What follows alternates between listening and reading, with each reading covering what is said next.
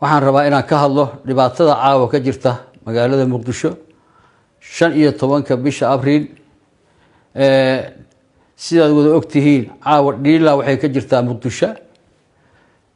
General Saadiq John oo ahaa taliyihii ciidamada booliska gobolka Banaadir ayaa waxa caawa weerar ku ah madaxda xilkeedu dhacay ee Villa Soomaaliya sida aan wada ognahay oo la socono Saadiq John wuxuu ahaa taliyaha gobolka Banaadir waxa loogu yeeray in lagu dhibaateeyo dadka Soomaaliyeed arin la yiri waxa la cusboonaysiinayaa 2 sano ayaa loo cusboonaysiinayaa maamulka xilkii ka dhamaaday ayaa ugu yeeray waan ognahay waqtigaas madaxdii u yeertay kuway ahaayeen iyo wixii lagu yiri Saadiq John wuxuu diiday inuu dadkiisa dhibaateeyo wuxuu diiday sharci darro inuu ku dhibaateeyo dalkiisa iyo dadkiisa Saadiq John wuxuu joogaa meel ay habar gidir joogto wuxuu joogaa gurigiisa hooyo iyo dalkii oo qaybtii oo ka mudnaay oo ka dhashay ayuu caawa dhex joogaa aniga idin la hadlayaa waxaan ahay oday beesha habar gidir wax badan waxaan soo ahaa oday Soomaaliyeed laakiin waxaan rabaa inaan caawa idin sheego waxaan ahay oday hawiye waxaan ahay oday habar gidir waxaan u baaqayaa beesha habar gidir si qaas ugu baaqaya haddii caawa Saadiq John dhexdiina nagala baxo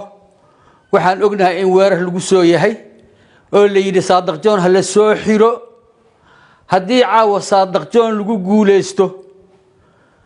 in la qabto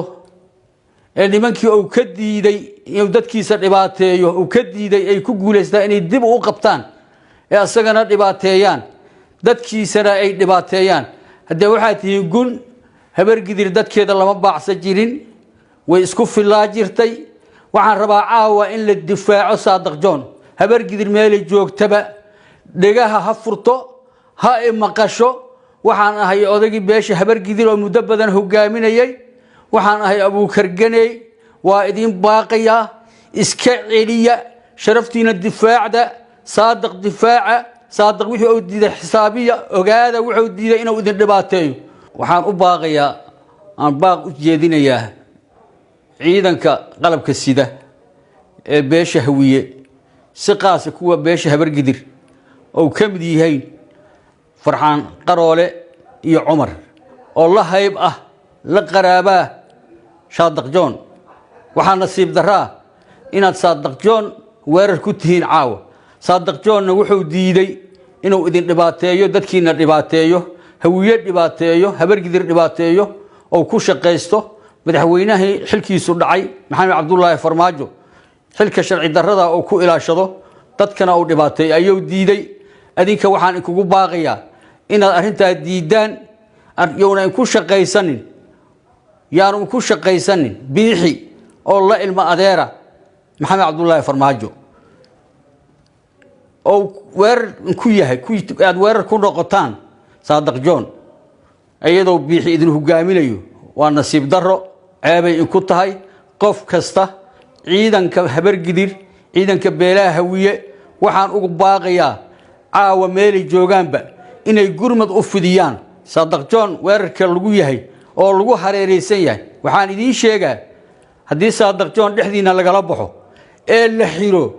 berri maalkiina waa la biliqaysana adinkana waa leedin duuleysanaya dhamaanteena waa nala duuleysanaya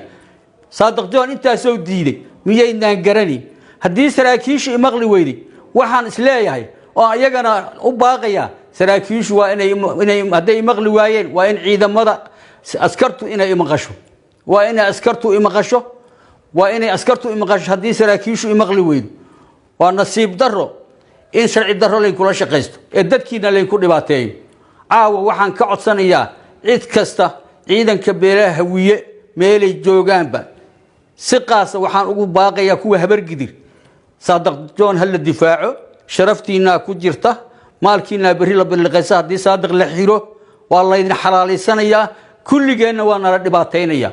guriyahana loogu imaanaya sharaftiina difaacda Saadiq John hal difaaco